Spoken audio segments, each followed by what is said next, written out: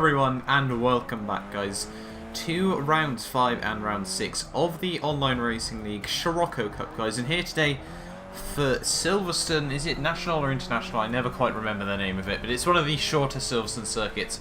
And obviously we are today back in the Scirocco, guys. If you did miss out on last time's highlights, there will be a link down in the description if you want to go back and check that out, guys. We're going to go on to my fastest qualifying lap, and going into this race once again, I hadn't really done too much practice. I was probably we actually had all 5 of the EVR team here today, but I was probably the slowest one out of all of us. And unfortunately, as you can see by this lap, it's not a particularly perfect lap, but it was actually very, very close to my PB. So far this season, I've been very, very good at getting a really good, like, for my own personal pace, I've been doing quite well at getting a good lap in, right when it really matters, obviously, in qualifying, guys.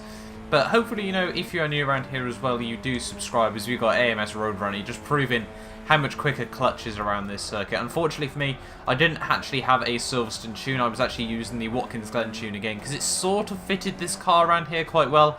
So I sort of just stuck with it, and I think quite a few people were also sticking with that car for this track. But coming through the final hairpin though, you can see I got a fairly good run out of that corner there, down towards the finish line. See Roadrunner just absolutely pulling away from me. He was actually the quickest guy all in all in qualifying there. He managed to set a 1 minute flat, and I unfortunately only could muster up a 1 minute 1.4. So that unfortunately left me down in C lobby there. I was half a tenth off B lobby. Unfortunately for me there, EVR Matt 212.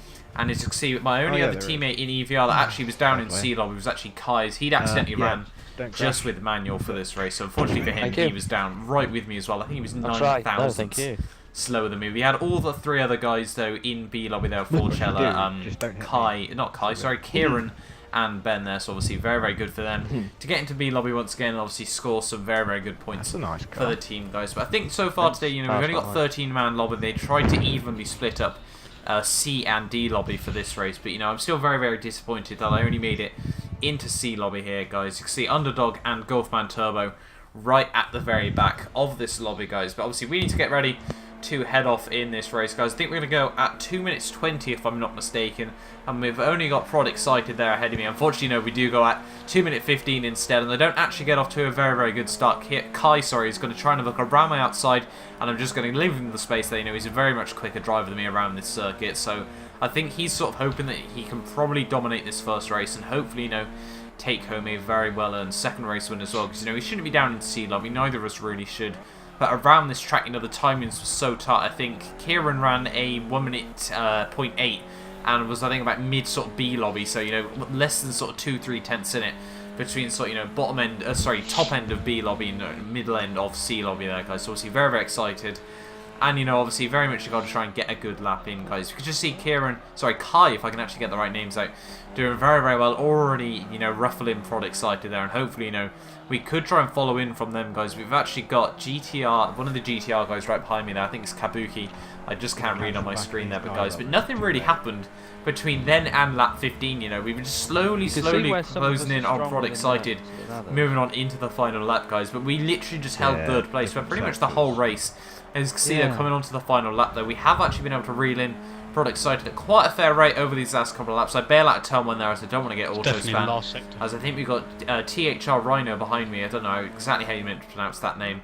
But coming down into turn 2, you can see Prod Excited looking a little bit loose through these couple of corners here, and maybe we could line him up for a move on the final lap of this Grand Prix here. You can see coming down towards sector 2, though. He's got, obviously, with that manual clutch, he does have that little bit of a speed boost over myself here, you know. I'm hoping I could try and get a good run in him. I make him have to look a bit defensive down into the corner here, you know. Hopefully, you know, just get a tidy line into the second to last corner there. We get alongside him down into the final hairpin there. Are we going to be able to have a look? He goes on the grass, then makes a tiny mistake. We're going to try and make a run up the inside there, but sadly for me, I just nudge his rear quarter panel there, which unfortunately meant that obviously I've given him that little bit of a speed boost. The speed equals out, and unfortunately for me, he is obviously going to be able to come home and take home P2 in that race. So you may have heard someone in the background saying obviously very, very close between P2 and P3. They're only a tenth actually separating us there in the end there, so obviously very, very happy with that. You know, P3 in that first race there, you know, it still give me a fairly decent haul of points in that first race there, so, you know, obviously still quite happy with that. But obviously starting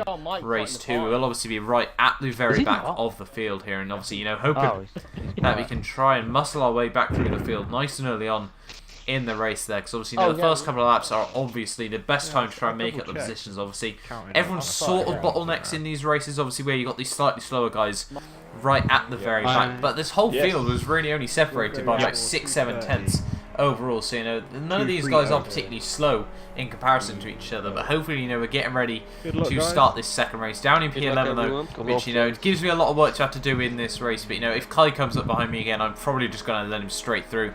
But we actually get off to a very, very good start there. THR Rhino doesn't do so well as Exceed down towards turn 1. We're just going to be able to thread past him straight away there. And we're going to look to the outside of GTR Mike there. You know, I'm not going to try and go for any moves, just going to focus on getting a good run out the corner there as ACR Jones loses the back end ever so slightly there, just obviously on the cold tyres. We're going to try and have a look between them there as Jones, you know, trying to defend the inside line down towards turn 2 there. We're just going to try and keep it clean. Those two make a little bit of contact there. We're going to try and slot in behind Mike there, but Rhino's going to pump me sideways slightly there. There's even more carnage just up the road there, as there's a couple more guys going a little bit sideways there. I think that was when the ACR guys lost out a lot of time there. But, you know, quite surprised that Rhino tried going down my inside there.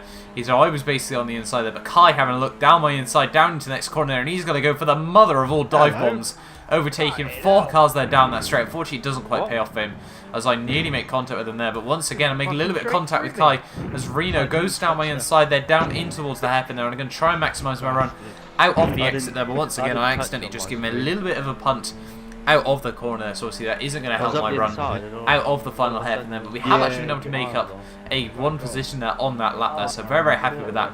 And obviously, you know, it's just about a race, it's trying to make simple but steady progress. And, you know, you don't want to go for any too risky moves there. We can just see into turn 1 there, a lot of guys going very much side by side once again. We're going to be able to get past Jones straight away there, and we're going to try and follow Kai through turn 2 here, you know, try and have a look around the outside of Rena there. He's very early on the brakes, so we've got Kabuki there going a very, very odd line through that corner there. We have actually been able to use him to sort of turn the car around the corner there. You know, we've rotated the car quite nicely around there. We're still just ahead of Reno here, as he's going to try and look any possibly way he can. He's going to have to try and file to the outside of me, down into the hairpin there. We're going to go very, very late on the brakes here, you know, try and hold it up the inside. We actually get onto the curbs very, very nice there, trim the curbs ever so slightly. We're going to try and slot in behind Kabuki there. Unfortunately for him, he brakes very, very early into the corner there. Reno's going to have to push him all the way through the corner there, as we're going to try and make a little bit of contact, unfortunately, with Reno there. We're going to try and have a look towards Kabuki once again here, down on this long back straight here. We've actually been able to make up another couple of positions on this lap here, so, you know, going quite well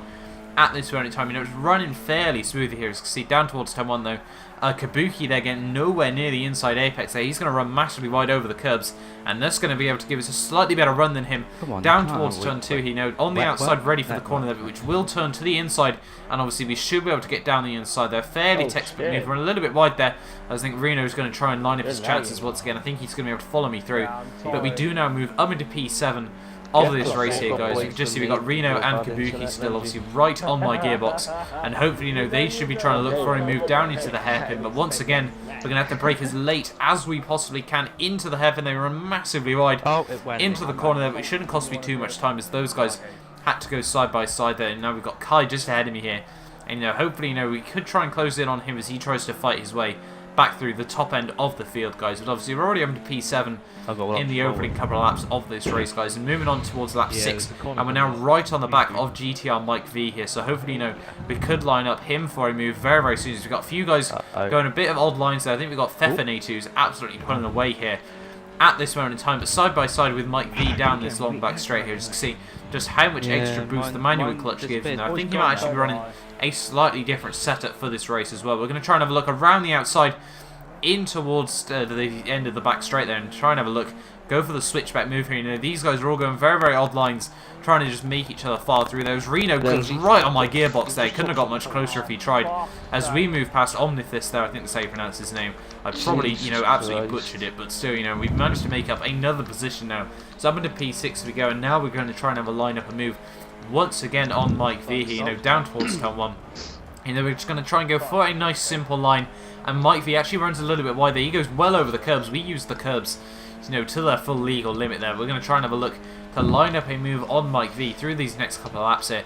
And, you know, hopefully, you know, if he knobs up his braking point at any given time, we could try and have a look. But once again, Reno, just you see flashes of that red car right on my gearbox there. You know, obviously really, really odd to see. Obviously, you don't really get that on F1, especially as I use, not cockpit cam, but obviously T-cam. So obviously you never really see how close the cars are to your gearbox there, obviously, in those cars, guys. But once again, try and have a look around the outside of Mike V there. We unfortunately absolutely butchered that, but there's contact between Golfman Turbo and Underdog there, and he comes right back on the track into Mike V there, and unfortunately for me, there's nothing I can do to avoid him there. Unfortunately, I can only apologise to Golfman there. You know, just absolutely, obviously nothing we could either of us do there. You know, he got caught on the grass. Unfortunately for me, I tried to thread the needle between him and Mike V there, but he just got caught on my front end there, guys. And unfortunately for me, we are now back behind Reno at this moment in time in this race. So obviously not exactly what I wanted, but obviously, you know, we're going to have to try and just dig deep and try and pull back the positions. I would like to think, you know, we could try and get very, very close to the podiums once again in this race, guys. I think we've got Kai and Feffinator that should be able to take home 1-2 here. It's obviously what order those two will finish this race in. You know, we're still trying to close down once again on Reno here. Obviously, our pace very, very similar at this very time during this race. We've actually got, who is that behind him? I think it's Omnifist once again, who is right behind us, but we've now moving on to lap 10. We've got a good little scrap between Underdog and Reno here once again, so you know, hopefully we could try and line up these guys for a move. You know, maybe if they make contact, we might be able to slip past the pair of them on these next couple of laps here. You know, we're just going to try and hold our own line here, try to maximise my run out of the hairpin there, but Underdog there running a little bit wide, and Reno's going to be able to once again get a very, very good run on him. And you know, as I said, we're really just going to focus on our own line here. You know, try and just focus on. I don't really want to overtake one. I'd much rather overtake both at any one given time here. But obviously, if Reno gets through, I'm probably just going to have to follow through, because I don't think Underdog is just as quick as us two here. As they make a little bit of contact, Reno obviously forcefully making his way through there. As we're now going to try and have a look around the outside of Underdog there, but it's not going to work out for myself. Unfortunately for me, we are going to have to hold suit down in P6 there, but we get a very, very good run out of the hairpin. They're going to have a look down his inside through the final kink there. He's making a tiny bit of contact there as Underdog is lagging around just a little bit there. And down towards turn 1, we are going to have to try and make the move just to try and keep in sight of Reno here, just ahead of me there. As you can see, down into turn 1, Underdog runs wide there, and we're just going to give him the room on the exit of the corner there, but obviously we should have the outside to turn 2, which obviously will turn to the inside through the next part of the corner here. But down, as I said, to the inside of the corner there, Underdog runs massively wide, and we're going to be able to take a nice tight apex, and obviously a very, very clean cut line through that corner there, and under P5 we go at that moment in time during the race there, guys. But you know, very, very happy with that, you know, so far in this race, and hopefully, you know, if we can catch Reno, we could be looking at P4 in this race, obviously taking a very, very two well-earned points holding positions there. Unfortunately down obviously in C lobby though. Not exactly what I wanted, guys. We can just see moving on now to lap 16, and unfortunately the gap between me and Reno basically stayed level towards the very end. I made a couple of small mistakes that really just cost my chances of trying to get right up with him there, guys. But P5 overall in the end of that race. So you know, P3 and P5 obviously it still give me less points than P13 and P14 last week out, guys. But you know, I'm sort of hoping.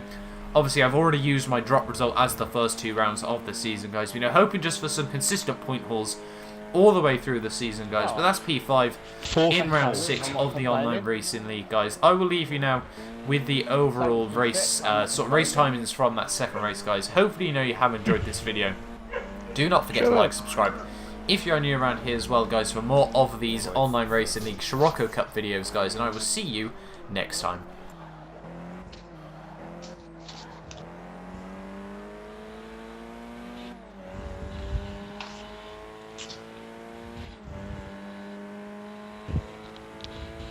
Oh, I thought you fell back further than that, Andy. No, there was a bit of a crash.